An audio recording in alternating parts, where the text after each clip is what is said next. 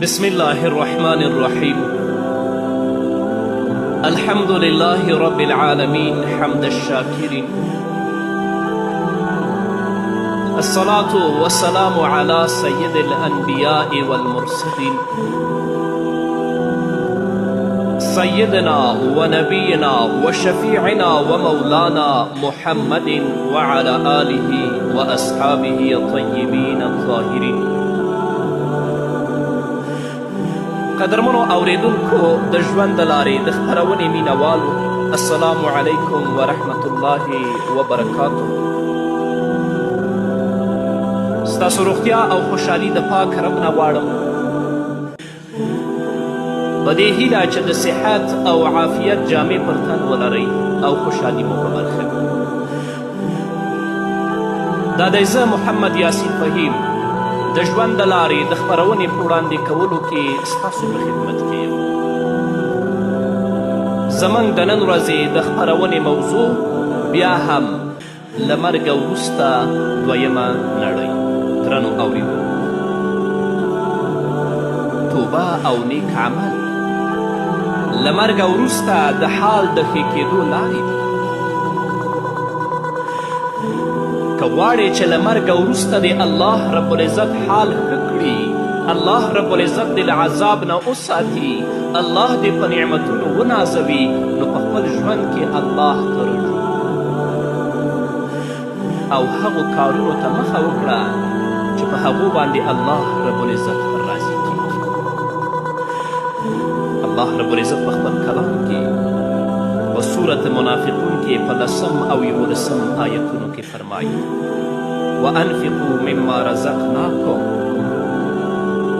من قبل ان يأتي احدكم الموت فيقول ربي لولا اخرتني الى اجل قريب فاصدق واكن من الصالحين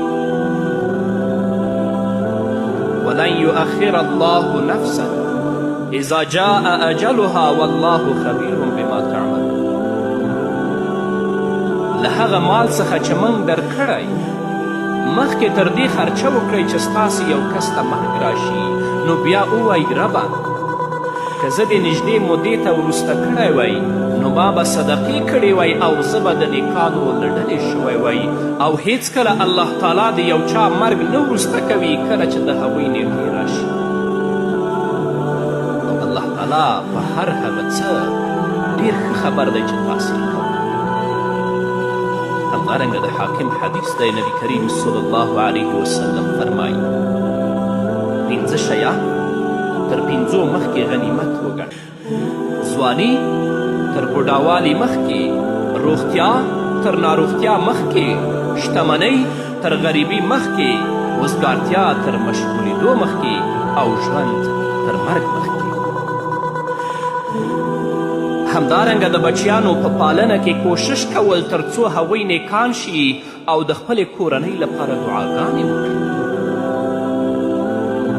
په خپل ژوند کې د خپلو بچیانو پالنه وکړه، په شرعي علومو باندې او په اسلامي اخلاقو باندې او د توحید په عقیده باندې سمبال کړه چې ستا له مرګه وروسته خپل رب ته لاسونه پورته کړي او ستا لپاره له خپل رب نه بخښنه او مغفرت وغواړي. شرعي علم زده کړه او د هغه په خپرولو کې کوشش وکړه. هغه شرعي علم زده کړه او د هغه په خپرولو کې دې کوشش وکړه.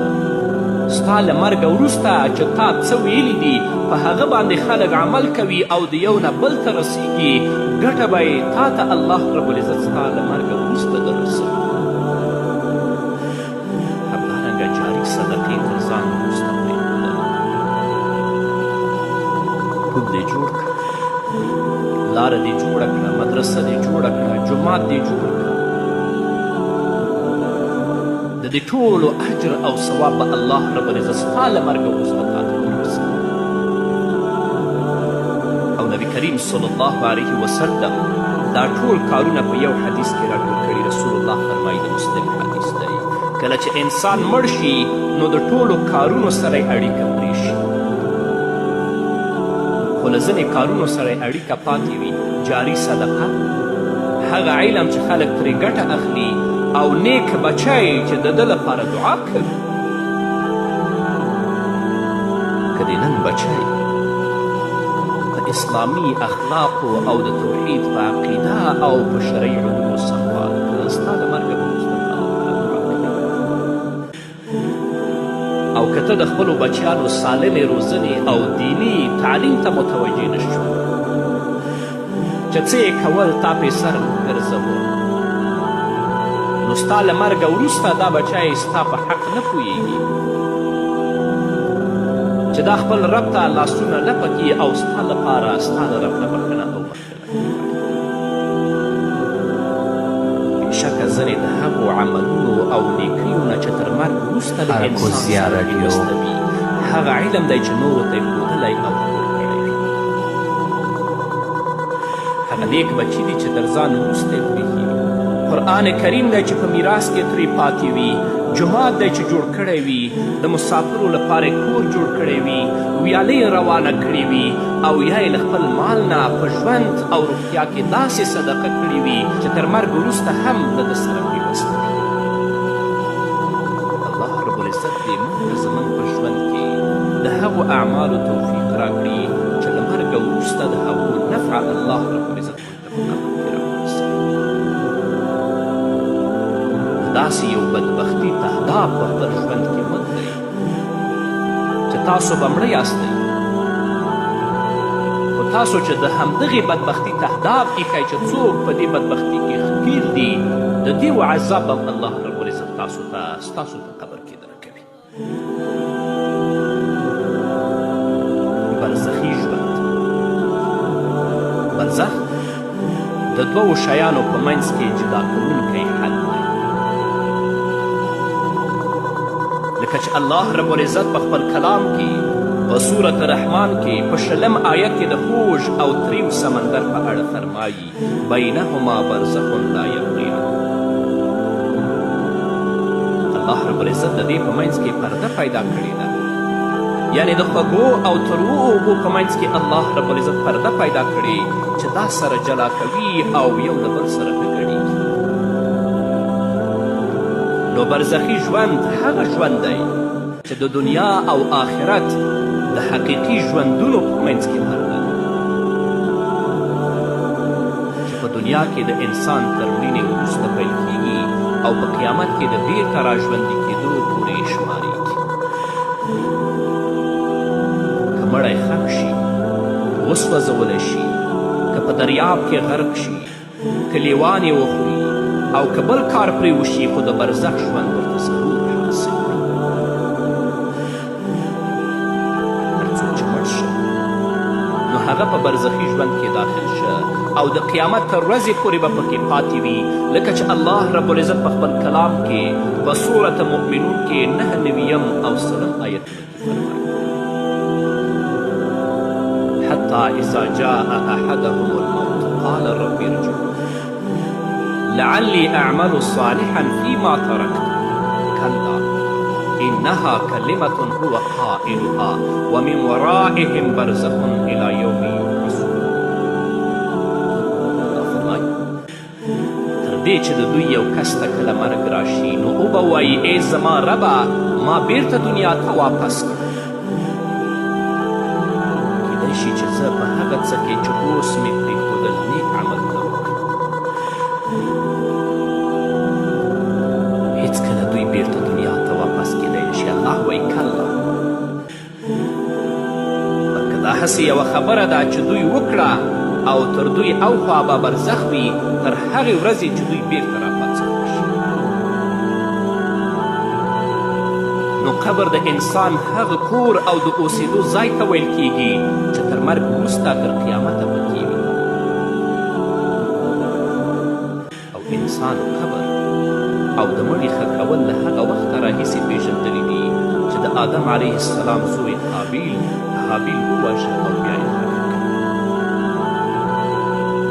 نیکان خلک د قبرونو له لیدلو څخه عبرت او نصیحت اخلي چې اوښکې بهیږي او زړونه یې عاجزه کیږي، ځکه هغوی پوهیږي چې یوه ورځ به د دې ځای اوسېدونکي جوړیږي، نو باید وپېژنو چې قبر څه شی دی، په قبر کې به د بنده څه حال وي. ولې موږ ته محمد رسول الله صلی الله علیه وسلم د قبرونو په لیدلو امر کوي. تاریخ کتابونه لیکي یو ورځ عمر بن عبدالعزیز رحمه الله د خپلې کورنۍ د یو غړي له جنازې سره ووت.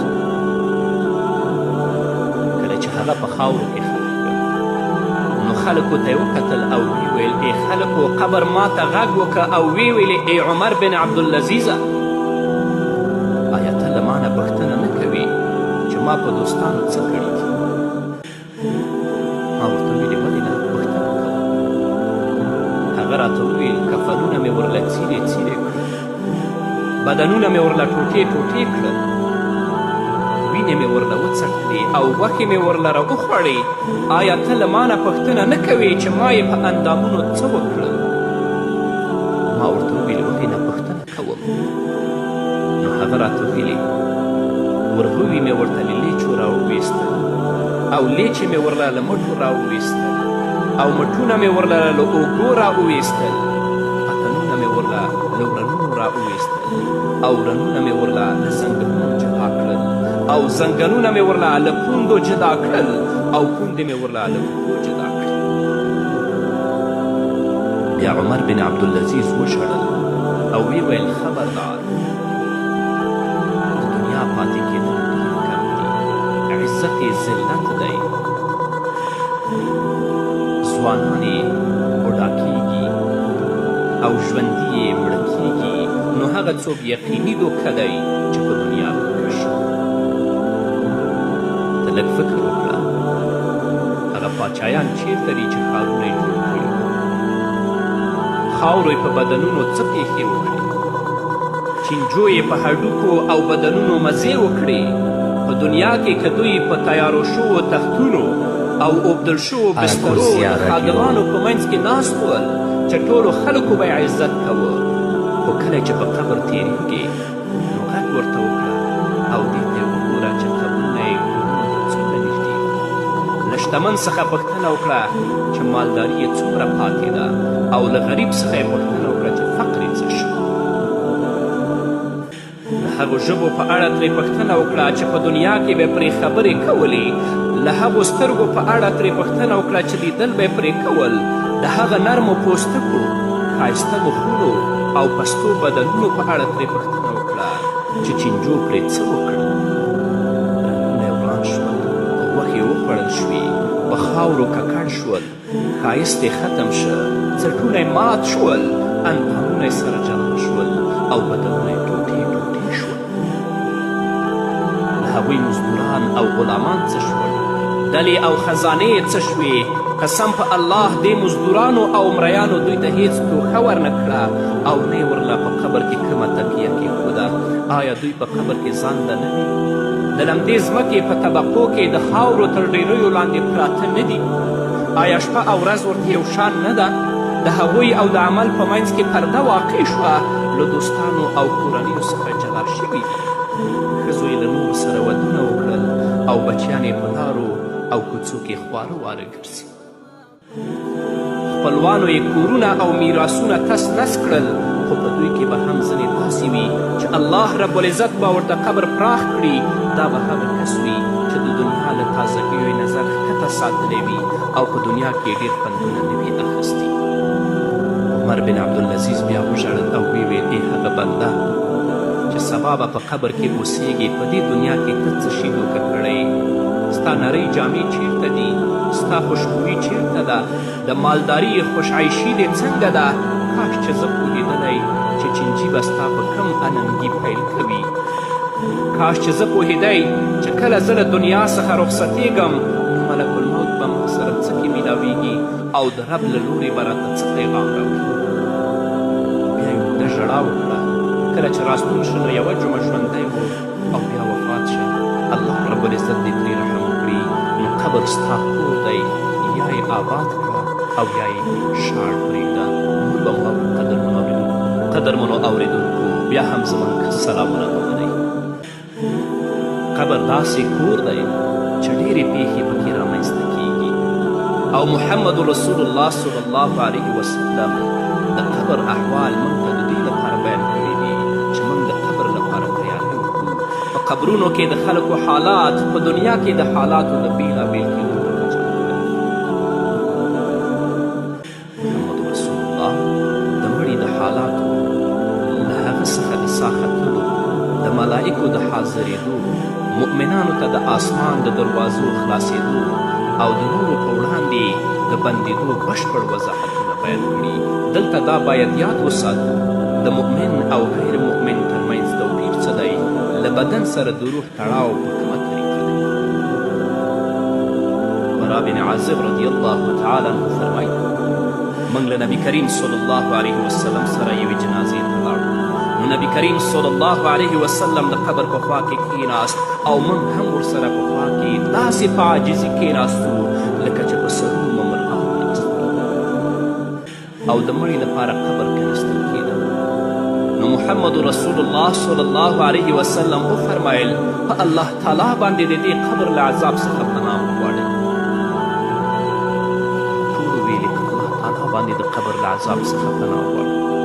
بیا نبی کریم صلی الله علیه وسلم وفرمایل کله چې مؤمن بنده له دنیا څخه روانیږي او آخرت ته یې مخه کیږي نو له آسمان څخه ورته ملایک راکوز شي، مخونه یې داسې سپین وي لکه د لمر، له جنت څخه یې له ځان سره کفنونه او خوشبویي راوړي وي، راشي او د مړي په خوا کې په دومره اندازه کې کښېني چې نظر یې ورته رسیږي، یعنې دومره لرې ترې کښېني چې دا یې ایله ویني او د هغه د روح د راتلو انتظار باسي. یا ورته ملک الموت راشي د سر په خوا کې کښېني او ورته ووایي ای پاکه روحه د الله له لورې بښنې او خوشحالي ته راووځه، نو هغه په داسې بهېدو راوځي لکه د اوبو څاڅکي چې د خم له خولې نه راووځي.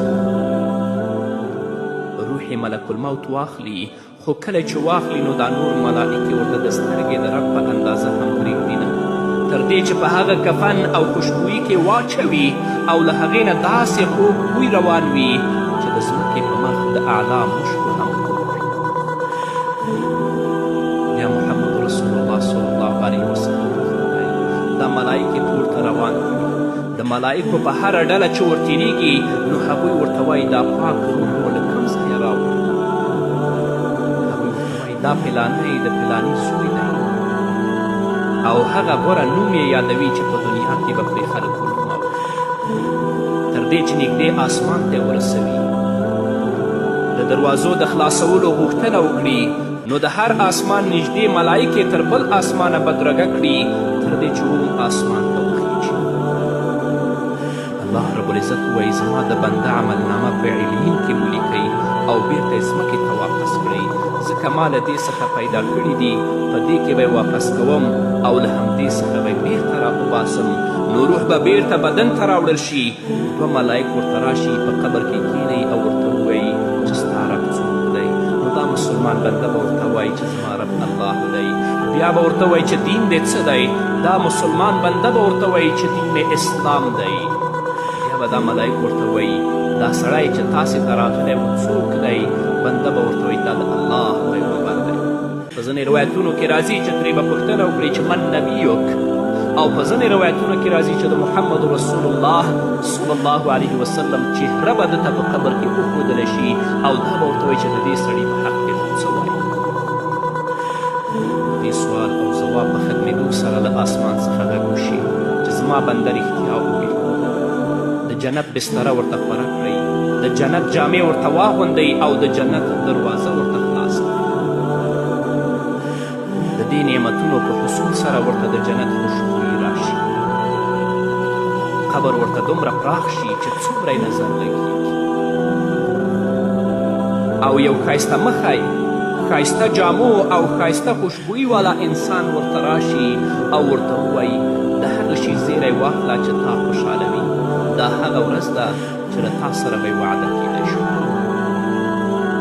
مسلمان بنده به ورته ووایي ته څوک یې، ستا له مخ سره خو ډېر خیر راځي، هغه به ورته وایي زه ستا نیک عمل، قسم په الله چې ته به د نیکي کارونو ته ډېر په بیړه ورتلې او له ګناهونو څخه به ډېر وروسته کېدې، نو الله تعالی دې تا ته ډېر خیر درکړي. او هغه ورته وایي چې زه ستا نیک عمل یم. نو نیک عمل څه ته وایي؟ دا د هغه لمنځونه، روژې، نیکي، صدقې، ویره، ژړا، حج، عمره، د قرآن کریم لوستل، له رحمان ذات سره مینه، تهجد، له الله نه ویره، له مور او پلار سره ښېګڼه، د علم طلب، الله تعالی لورې ته بلنه او د الله رب العزت په لاره کې جهاد دی. نیک عمل دې ته وایي.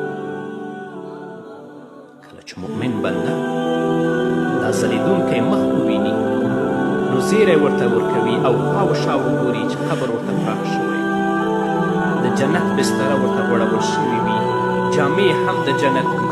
نو پوه به شي چې د جنت د هغه نعمتونو په بدل کې هیڅ نه دي د کومو چې انتظار باسي. کومه نعمتونه چې الله رب العزت ما ته په جنت کې راکوي دا د هغو په بدل کې هیڅ هم نه دي. نو دا به وایي چې ای ربه قیامت قائم چې هغو نعمتونو ته زر ورسېږي. نو درنو اورېدونکو، خویندو او ورونو، د دنیا ژوند ډېر محدود ژوند دی. کله دې تاسو دوکه کړي. راځئ په خپل ژوند کې هغه عملونو ته مخه کړئ چې الله رب العزت د قبر حالات در باندې آسان. هغه ملائک چې تا نه پوښتنې کوي په هغو کې دې الله کامیاب کړي او ستا قبر الله رب العزت باغ د باغونو د جنت نه وګرځوي. او که خدای وکړه د دنیا په لنډ او محدود ژوند باندې دوکه شوي، مخه دې فساد ته کړه، منکراتو ته دې کړه، نو د قبر حالات به بیا در باندې ډېر سخت وي او هلته به ملائک در نه پوښتنې کوي او د هغه پوښتنو ته به ځواب نشي ویلی. نو د دې پر ځای چې د یو مؤمن په صفت ستا قبر باغ د باغونو د جنت شي، نو قبر به د یوه کنده د جهنم له کنده وګرځي. الله دې په موږ او تاسو ټولو باندې رحم وکړي. په همدې هیله قدرمنو اورېدونکو، دا وه زموږ د نن ورځې خپرونه چې ستاسو درانه حضور ته وړاندې شوه. تر بلې خپرونې پورې چې زه بیا هم ستاسو درانه حضور ته راځم، تاسو ټول په لوی الله سپارم. پاتې ژوند مو نیکمرغه، ښاد، بریالي او